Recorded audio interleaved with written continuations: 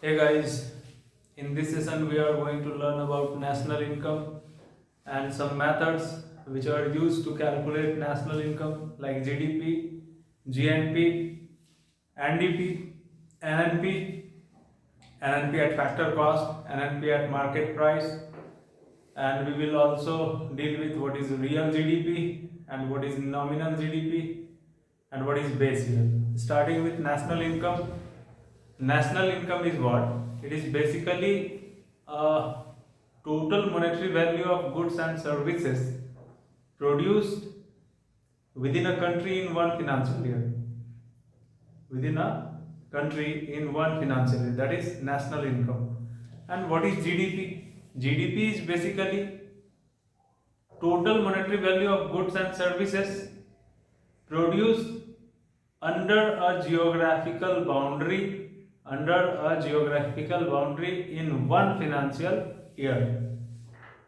Total monetary value of goods and services which is produced within a country in one financial year is known as GDP of that particular region.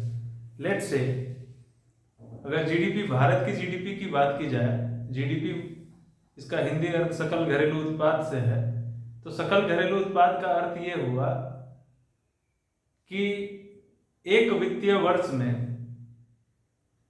in one financial year, when I say financial year, I simply mean to say 1st of April to 31st March. The particular time period between 1st of April to 31st March is known as financial year of India. तो financial year को हिंदी में वित्तीय वर्ष कहते हैं। तो सकल घरेलू उत्पाद का अर्थ ये हुआ कि एक वित्तीय वर्ष में उत्पादित समस्त वस्तुओं और सेवाओं के मौद्रिक मूल्य को, जो कि एक विशेष क्षेत्र विशेष के अंदर उत्पादन किया गया है, उसको सकल घरेलू उत्पाद कहते हैं। जैसे भारत के अंतर्गत एक वित्तीय वर्ष में उत्पादित समस्त वस्तुओं और सेवाओं के मौद्रिक मूल्य को भारत की सकल घरेलू उत्पाद के नाम से जानते हैं, है ना, जीडीपी ऑफ इंडिया। अब जीएनपी क्या है? एक हो गया सकल घरेलू उत्पाद, एक हो गया सकल राष्ट्रीय उत्पाद, that is GNP. GNP is basically what कि यहाँ पर वैसे लोगों के द्वारा उत्पादन में जो योगदान दिया जा रहा है, जैसे वैसे लोग जो भारत के नहीं, मान लीजिए वैसे विदेशी जो भारत आए हैं अपने आजीविका, अपने लाइवलीहुड को अर्न करने के लिए, तो उनके द्वारा वस्तुओं और सेवाओं के उत्पादन में जो योगदान दिया गया है भारतवर्ष में, उनको भारत के जीएनपी में ऐड नहीं करेंगे। यानी कि वैसे विदेशी जो भारत रोजी रोजगार के लिए आए, तो उनके द्वारा उत्पादित वस्तुओं और सेवाओं के मौद्रिक मूल्य को भारत के जीएनपी में ऐड नहीं करेंगे, भारत के जीडीपी में ऐड करेंगे। ये अंतर समझ गए? अब ये बताइए सर कि वैसे लोग जो भारत से बाहर रहते हैं, तो क्या भारत के वैसे लोग जो भारत से बाहर रहते हैं, तो उनके द्वारा उत्पादित वस्तुओं और सेवाओं के मौद्रिक मूल्य को क्या भारत के जीडीपी में ऐड करेंगे या भारत के जीएनपी में ऐड करेंगे? तो भारत के जीडीपी में नहीं, वो जिस देश में कार्यरत है, मान लीजिए कोई ऐसा व्यक्ति भारत से यूएसए चला गया, अपनी लाइवलीहुड को अर्न कर रहा है, तो उसके द्वारा उत्पादित वस्तुओं और सेवाओं के मौद्रिक मूल्य को हम यूएसए के जीडीपी में ऐड करेंगे, ना कि भारत के जीडीपी में। लेकिन उनके द्वारा उत्पादित वस्तुओं और सेवाओं के मौद्रिक मूल्य को आप भारत के जीएनपी में जरूर ऐड करेंगे, ना कि भारत के जीडीपी में। इतना अंतर तो समझ गए। अब देखिए एनडीपी इज बेसिकली व्हाट कि नेट डोमेस्टिक प्रोडक्ट। जब जीडीपी में हम डेप्रिसिएशन माइनस करते हैं तो नेट डोमेस्टिक प्रोडक्ट आता है। और डेप्रिसिएशन क्या है? डेप्रिसिएशन बेसिकली हिंदी में इसको मूल्यह्रास कहते हैं, जिसका अर्थ ये है कि किसी वस्तु के उपभोग के दौरान उसकी उपयोगिता में आई कमी। कहने का अर्थ ये हुआ the decrease in the efficiency of a particular good during its use.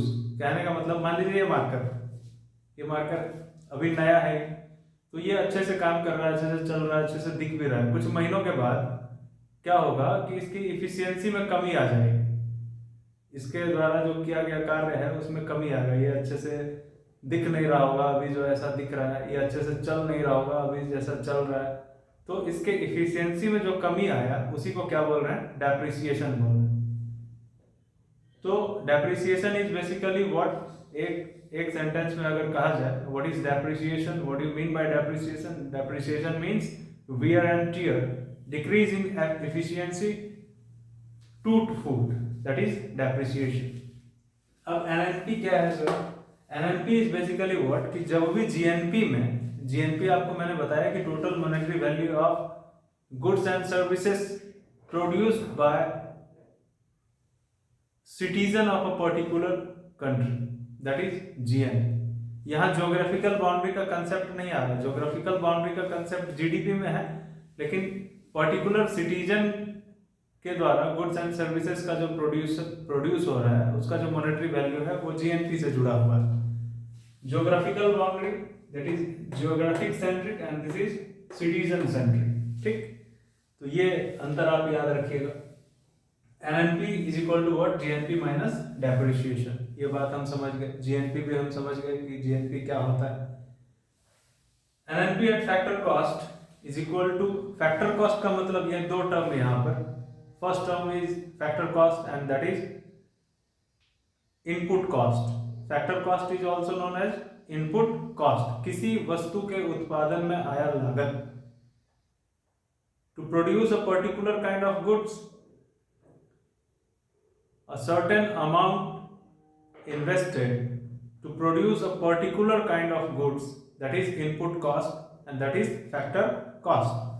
इसी फैक्टर कॉस्ट में जब आप टैक्सेस ऐड कर देते हैं, यानी कि ये किसी कंपनी ने इसको बनाया और कंपनी जब इसको बेचने के लिए बाजार में लाती है तो इसमें कुछ टैक्सेस ऐड कर दिए जाते हैं जिसको हम मार्केट प्राइस के नाम से जानते हैं। यानी कि ये पता चला कि factor cost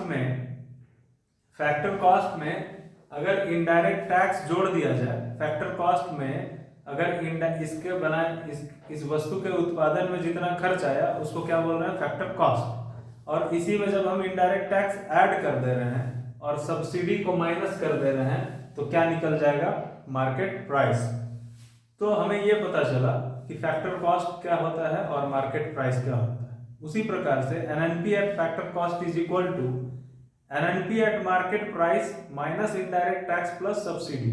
subsidy is basically what, rebate given by government, सरकार के द्वारा दिया गया छूट। किसी भी वस्तु के उत्पादन में सरकार के द्वारा दिया गया जो छूट होता है, सरकार के द्वारा दी गई जो सहायता होती है, दैट इज सब्सिडी, ठीक।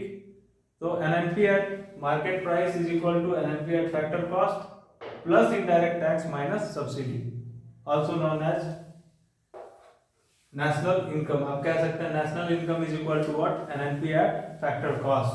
और एनएनपी एट फैक्टर कॉस्ट हम लोग देख चुके। National income is equal to what, national income is equal to what, NNP at factor cost.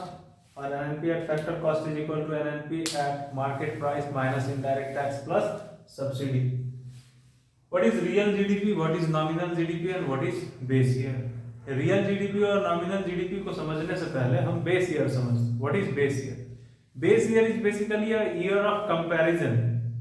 Year of comparison क्या है सर? मान लीजिए अभी आपसे पूछ लिया जाए कि भैया ये बताओ कि अभी का बेस ईयर क्या है, तो अभी का बेस ईयर जो है 2011-12 को अभी फिलहाल का बेस ईयर कहा गया। Current base year is 2011-12।